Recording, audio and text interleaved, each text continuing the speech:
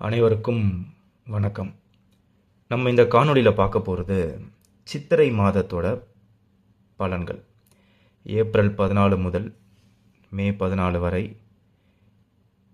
நம்ம கிரகங்கள் என்ன சொல்லுது ஒரு ராசிக்கும் அப்படின்னு பார்த்துருவோம். இப்போ இந்த காலச்சக்கரத்தில் குரு இன்னும் ரிஷப ராசியிலே இருக்கார். குரு நம்ம ரிஷபத்தில் காமிக்கிறோம்.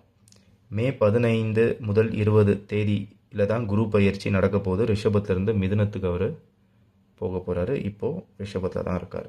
ராகு கேது பயிற்சி இன்னும் நடக்கலை.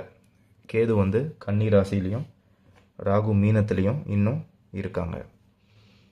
அதே மே 15 17 தேதிகளில் கேது சிம்மத்துக்கும் ராகு கும்பத்துக்கும் வந்துடுவாங்க.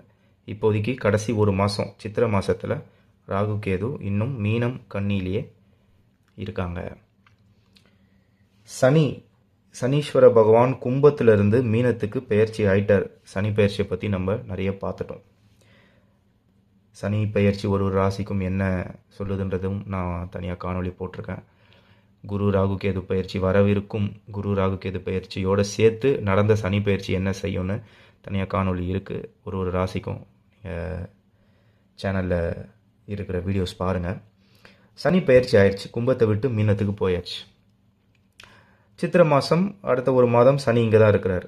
இதெல்லாம் அடுத்த ஒரு மாதம் எந்தெந்த கிரகம் எங்கே இருக்குன்றத பார்க்குறோம். அந்த வரிசையில் செவ்வாய் ரொம்ப நாளாக கடகத்தில் நீசத்திலே இருக்கார். இன்னும் ஒரு மாத காலம் அவர் அங்கே தான் இருக்க போகிறார். அவரையும் நம்ம கடகத்தில் வச்சுருக்கோம். சுக்கிரன் புதன் இவங்க 2 பேரில் சுக்கிரன் மீனத்திலே இருக்கார். இன்னும் ஒரு மாத காலம் அங்கே தான் இருக்கார். புதன் ஒரு 20 நாள், அதாவது ஏப்ரல் 14 மே 6-7 தேதி வரைக்கும் அங்கே தான் இருக்கார். கடைசி ஒரு வாரம் அந்த ஏப்ரல் 14 மே 14 அந்த ஒரு மாதம் சித்திரை மாதத்தில் மே 7 தேதிக்கு அப்புறம் ஒரு 7 நாள் மேஷத்துக்கு போய் இருப்பார்.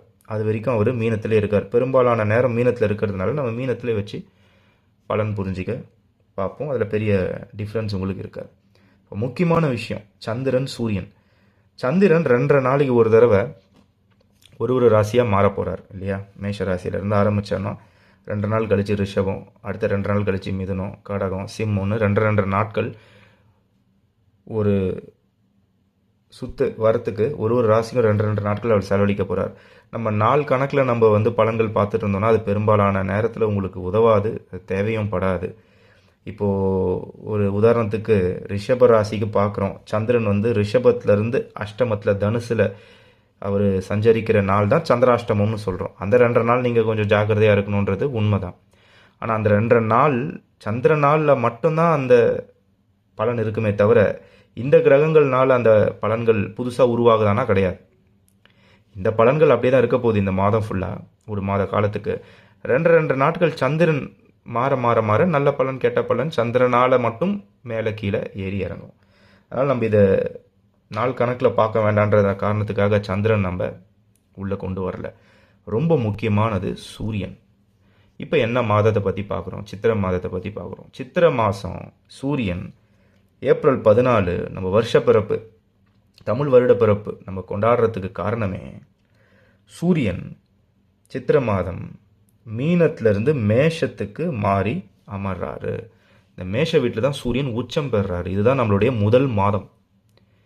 மேஷ வீட்டில் தான் சூரியன் உச்சம் பெறுறாரு. இதுதான் நம்மளுடைய முதல் மாதம். சித்திரையில் ஆரம்பித்து அடுத்த 12 மாதமும் ஒரு மாதமும் சூரியன் ஒரு வீடு மாறிக்கிட்டே வரப்போகிறார். அதன் அடிப்படையில் விருச்சிக ராசி அன்பர்கள் அவங்களுக்கு சித்திரை மாதம் எப்படி இருக்கும்? சித்திரை மாதம் ஏப்ரல் 14 முதல் மே 14 வரை இந்த சித்திரை மாதத்துக்கு முன்னாடி ஒரு மாத காலம் விருச்சிகத்துக்கு 5ஆம் இடத்துல இருந்த சூரியன் இப்போ பெயர்ச்சியாய் 6ஆம் இடத்துக்கு வர்றார். உபஜயஸ்தானம் 3 6 10 11 விருச்சிகத்துக்கு 3 6 10 மற்றும் 11 இதில் எங்கே சூரியன் இருந்தாலும் நல்லது. விருச்சிகத்துக்கு ஒரு ஸ்பெஷாலிட்டி என்னன்னா, சூரியனை பொறுத்தவரை விருச்சிகத்திலிருந்து 3 6 10 11 இந்த உபஜயஸ்தானங்களில் 2 உபஜயஸ்தானத்தில் சூரியன் பவர்ஃபுல்லாக இருப்பார். 6ஆம் இடத்துல மேஷத்தில் உச்ச பவர், 10ஆம் இடத்துல மூலத்திரிகோண ஆட்சி, சிம்மமே அவர் சொந்த வீடு. பொதுவாகவே விருச்சிகத்துக்கு அதிகாரத்தில் இருக்கிறவங்க சப்போர்ட் பண்ணுறது, அதிகாரத்தில் இருக்கிறவங்க அரசாங்க சப்போர்ட், அரசு வேலை இதெல்லாம் கிடைக்கிறதுக்கான காரணம் வந்து அந்த உபஜயஸ்தானம் சிம்மத்தோடைய உச்ச வீடு மற்றும் மூலத்திரிகோண வீடாக வரதும் ஒரு காரணமே. இப்போ அதன் அடிப்படையில் 6ஆம் இடத்துல சூரியன் உச்சம் பெறும்போது 6ல் சூரியன் வெற்றி, உச்சம் பெற்ற சூரியன் பல மடங்கு வெற்றி, ஸ்ட்ராங்காக இருக்கும். உங்களுடைய காம்படிஷன் வந்து ஸ்ட்ராங்காக இருக்கும். உங்களுடைய அதாவது கிரவுண்டில் இறங்கி நீங்கள் விளையாட போகிறீங்க இந்த ஒரு மாதம் சூரியனால். யோசித்ததெல்லாம் போதுன்ற மாதிரியான ஒரு காலம். ஏன் யோசித்ததெல்லாம் போதும்னு நான் சொல்கிறேன்னா, இவ்வளவு நாளும் இன்னும் ஒரு மாதமும் சித்திரை மாதத்துலையும் அந்த பலன் என்ன கண்டினியூ ஆகுதுன்னா, உங்கள் ராசி அதிபதி செவ்வாய், விருச்சிக ராசி அதிபதி செவ்வாய் நீசம் அடைஞ்சு ரொம்ப நாளாக கடகத்தில் இருக்கார். 9ஆம் இடம் பாக்கியஸ்தானமாக இருந்தாலும், விருச்சிகத்துக்கு பாக்கியஸ்தானமாக இருந்தாலும் அது ஒரு வகையில் பாதகஸ்தானமும் கூட. ராசி அதிபதி அங்கே போய் சிக்கி கொண்டு இருக்கிறார், நீசம் பெற்றிருக்காருன்னும் போது சின்ன தயக்கம் இருந்துக்கிட்டே இருக்கு உங்களுக்கு. சில மாதமாக பண்ணலாமா, இது ஓகேயா, கரெக்டாக தான் இருக்குமான்னு ஒரு முடிவை வந்து எடுத்தும் எடுக்காமலும் அப்படியே இருக்கீங்க இல்லையா. இந்த சூரியனோட பெயர்ச்சி 6ல் வந்து உட்காரும்போது அந்த டெசிஷனை கரெக்டாக எடுப்பீங்க, தைரியமாக பண்ணுவீங்க. ஏன்னா உங்களுடைய இன்னொரு செவ்வாய் வீடு 6வது வீட்டில் ஒரு உச்ச கிரகம் வந்து இந்த நீச செவ்வாய்க்கு ஒரு பலம் சேர்க்க போகுது. அப்போ உங்கள் ராசிக்கும் பலமாக தான் அது அமைய போகுது. இந்த ஒரு மாத காலம் வந்து உங்களுக்கு நல்லது தான். குரு பயிற்சி ஆகிற வரைக்கும் குரு பார்வையும் உங்களுக்கு கிடைக்க போகுது. சித்திரை மாதம் ஃபுல்லாக குரு பார்வையும் உங்களுக்கு கிடைக்க தான் போகுது. அர்த்தாஷ்டம சனிலேருந்து ஆல்ரெடி நீங்கள் நிவர்த்தியாக இருக்கீங்க. இதெல்லாம் வந்து ஆல்ரெடி உங்களுக்கு சாதகம். லாபத்தில் கேது கண்டினியூ ஆகிறார் இந்த மாதம். சாதகமான நிலை. கேது லாபத்தில், குரு பார்வை இருக்குது, சனி விலகி போயிடுச்சு, அர்த்தாஷ்டம சனி. ராசி அதிபதி மட்டும் கொஞ்சம் தொய்வு ஏற்பட்டிருந்தது. ஆனால் சூரியன் இப்போது 6ஆம் இடத்தை உச்சம் பெற்று வந்து பலம் சேர்க்க போகிறார். ஒரே ஒரு விஷயத்தில் கேர்ஃபுல்லாக இருக்கணும். உஷ்ணம் சம்மந்தப்பட்ட பிணி, நோய், ஹீட் 6ஆம் இடத்துல அது ஏற்கனவே மேஷ வீடு, அதில் சூரியன் உச்சம் பெறும்போது ஹீட், சம்மர் சொல்லவே வேணாம்.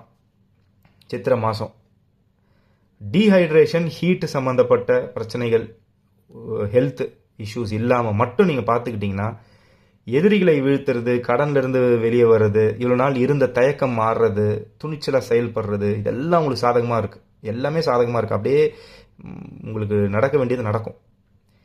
ஆனால் ஹெல்த்து முக்கியமாக பார்த்துக்கணும். ஏன்னா ராசி அதிபதி இன்னும் நீசமாக இருக்கிறான்றதை நம்ம மறந்துடக்கூடாது.